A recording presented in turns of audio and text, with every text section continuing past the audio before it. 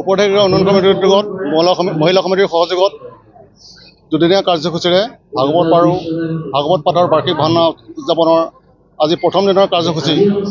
আমাৰ ইতিমধ্যে ভাগৱত পাঠ হৈ আছে আৰু পৰীক্ষা, আৰু আমাৰ বৃহত্তৰ পালিপাৰা চাইডৰ অঞ্চলৰ প্ৰায় 25-26খন গাঁৱৰ ৰাইজ আহি উপস্থিত হৈ ভাগৱত পাঠত অংশগ্ৰহণ কৰিছে। শ্ৰোতা হিচাপে সকলোকে বৰ্তমান ৰাইজক আমাৰ উন্নয়ন সমিতিৰ তৰফৰ পৰা অশেষ ধন্যবাদ আৰু কৃতজ্ঞতা জ্ঞাপন কৰিছোঁ। আজি প্ৰথম নিশাৰ ভাওনা আছে আমাৰ পুৰুষৰ দ্বাৰা।